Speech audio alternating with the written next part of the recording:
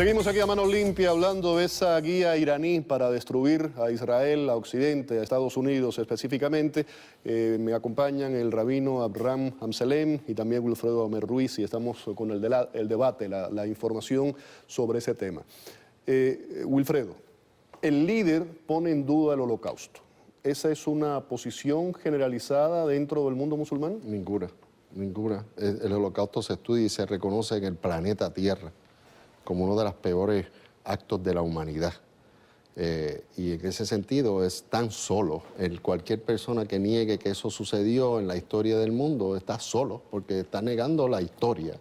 Y eso se toma como un balón político que ellos saben que toca puntos neurálgicos, especialmente en el pueblo judío, que se siente extremadamente ofendido, que no le reconozcan esa masacre que sufrieron.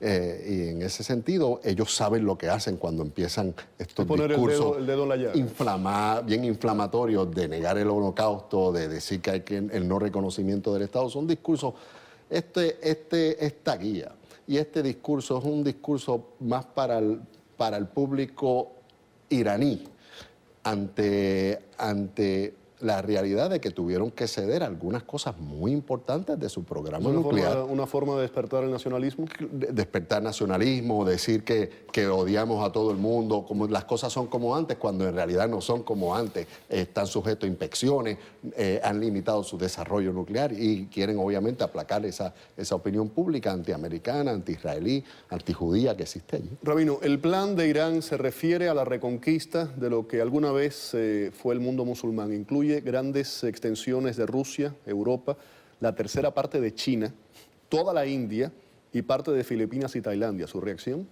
Y España también. Mire, ¿qué quiere que le diga? Yo creo que hay que tomar en serio las pretensiones de Irán. Irán quiere expandir el Islam, pero no el Islam conservador, tolerante, porque hay un Islam conservador, tolerante. Yo no creo que ninguna parte en el Islam, entre comillas, o abriendo una paréntesis, está escrito que Mahoma visitó Jerusalén en algún momento. Sí. En ninguna parte en el Corán está escrito algo así. Y yo estudié un poquito el Corán. Y hay muchas cosas pero ese no es el punto. El punto es de que el mundo árabe o alrededor de la problemática de Palestina, el mismo grupo de los palestinos está dividido entre ellos. No hay un acuerdo, no vienen con una propuesta en común. Unos quieren hacer desaparecer a Israel del mapa, los otros, el presidente de la Autoridad Palestina quiere seguir conversando y tratando a través de los medios pacíficos, a través del diálogo, a encontrar una solución al problema del pueblo palestino. Israel está deseando terminar con ese problema que ya pesa sobre la política y sobre los judíos en Israel. Pesa. No es que estamos felices de esta situación. Israel no está feliz de esta situación. Quiere encontrar una solución. Pero es difícil encontrar una solución cuando te tratas con grupos que están completamente fragmentados, con ideologías diferentes, con filosofías diferentes. Entonces, ¿con quién hablamos? ¿Existe esa división y te preocupa? Existe, y existe en Israel también. Hay muchas personas y muchas facciones políticas en Israel que están dispuestas, como dice el rabino, al diálogo, que aspiran a una solución de dos estados, y hay unos sectores significativos que aspiran al gran Israel, que es el no reconocimiento de la Palestina, que Judea y Samaria, lo que es hoy la Cisjordania y Gaza, sean parte del gran Israel y que el pueblo palestino no tenga derecho a existir.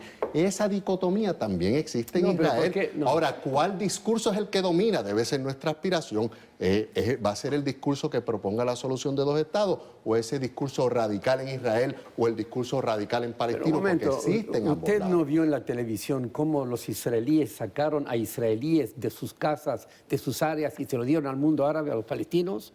Eso todo el mundo lo vio en la televisión. Claro. Esto no fueron palabras. Y en la televisión vieron a los palestinos llegando a Argentina, llegando a Puerto Rico, llegando a México, porque le pasaron Caterpillar por los barrios donde vivían para crear ciudades judías. ¿Pero eso cuándo fue eso? Hace gente que yo no de mucho tiempo. ¿Pero qué quiere, manejar el carro viendo el retrovisor? No, lo que quiero decir es, no venda la imagen de que los israelíes estaban dándole tiro a los palestinos cuando la realidad es que yo conozco palestinos que le pasaron caterpillar a su casa. Mire, yo inglés no sé, estoy hablando castellano. Claro. Se han dado pasos concretos con tal de ir a una solución. Claro. Ahora, si la solución la quieren inmediatamente, esto no se va a dar. Y no se va a dar no solamente porque Israel no quiere, no se va a dar porque el mundo palestino está fragmentado. Y porque hay gente que boicotea estos intereses, los mejores intereses que usted dice tener, lo boicotea. Esos son los colonos, no son 10.000, son 600.000 colonos que antier quemaron a un niño vivo, nada más. No hicieron nada más. Nada más. Quemaron un niño vivo y ya van por la suma de 600.000 de ellos en territorios que no son del Estado de Israel reconocido por la comunidad internacional. Eso es un problema que hay que poner sobre el tapete y solucionar. ¿Sabe qué? Los colonos judíos son un problema. Los extremistas terroristas de Hamas son un problema. Todos esos problemas hay que ponerlos y reconocerlos. No está para alguno y decir, el problema es Hamas. El problema son los palestinos. Ahí tienen el número telefónico 305-902-6255, 305-902-6255. Hay un tema que quiero saber la opinión de los dos y no me quiero salir del tema, pero quiero verlo ahora desde la perspectiva de Estados Unidos, el gran Satán del que estaba hablando Irán. Wilfredo, recuerdo que estuve contigo vía Skype, estabas en la región, Turquía, estabas en Turquía específicamente y te pregunté cómo se ve en la región el pacto con Irán. Tu respuesta fue con mucha desconfianza. Mucha desconfianza. El pueblo turco lo ve como siente en la política exterior iraní, no tan solo en el acuerdo árabe, sino en la política exterior respecto a Yemen. Pero te decía esto por lo siguiente, hablando de esa desconfianza, Arabia Saudita, Emiratos Árabes, Omán, Kuwait, Qatar están sumamente preocupados. Y vuelvo al tema de Estados Unidos. Respuesta de Estados Unidos, acelerar la venta de armas a las monarquías del Golfo. Mi pregunta es, ¿esto es un contrasentido? ¿Hago un pacto y a la vez te armo porque no confío en el pacto? ¿Qué piensan ustedes? A mí me parece un disparate. A mí también. No tiene ningún sentido, ninguna lógica. Primero había que esperar a ver cómo se va a ir desarrollando este pacto y qué actitud va a tener este. A mí yo no tengo ninguna confianza en Irán, en absoluto.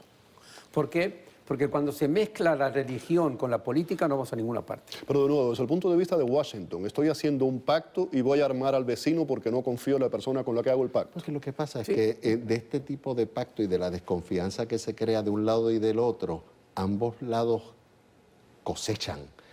Israel, por ejemplo, dice, ahora yo necesito mucho más equipo antibalístico, y ahí va el equipo antibalístico. Los árabes igual le dicen a los americanos, yo ahora con un Irán con este potencial necesito tantos aviones. Ayer estaba Kerry, precisamente ayer, prometiéndole aviones al dictador de Al-Sisi. O sea que las dictaduras y la democracia cedió ante los reclamos de los países, diciendo que se sienten inseguros y empiezan a vender. Hay un tema económico también detrás de eso. Bendito, no son cientos, son decenas de miles de millones en equipo militar que se está moviendo allí desde que nosotros pisamos. El Congreso, ¿qué pasa con el pacto de Irán? ¿Qué va a pasar con esto?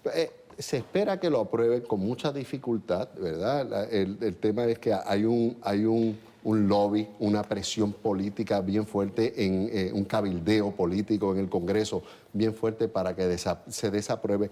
Lo que pasa es que en la medida que se desapruebe, esta era una negociación que la fortaleza venía del hecho de tener a 5 potencias más una, más Alemania, los 5 más 1, aunados en el mismo bote.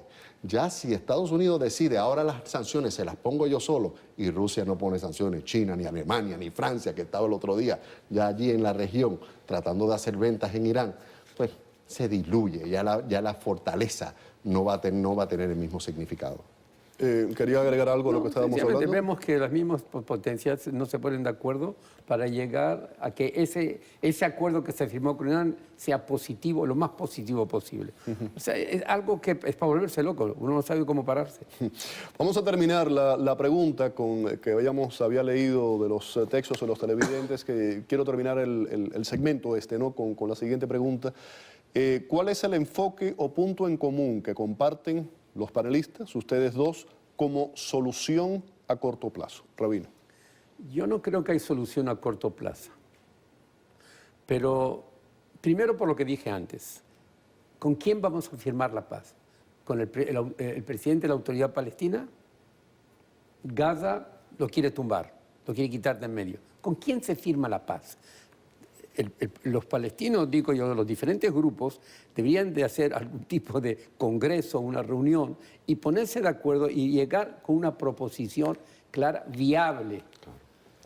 Algo que se pueda concretar. Pero eso en el diálogo se va a aclarar esa situación. Pero si cada quien aspira a algo diferente, bueno, ¿con quién hablamos de paz? Yo creo que el punto que podríamos tener en común el rabino y yo es que él tal parece que reconoce que el Estado palestino tiene un derecho a existir como Estado, y en esa medida hay aún una parte significativa de los ¿Cree en la fórmula de los dos estados? Yo creo en la fórmula de los dos estados, pero que hayan 2 estados, no 5. Claro, pero en esa medida hay un punto de partida.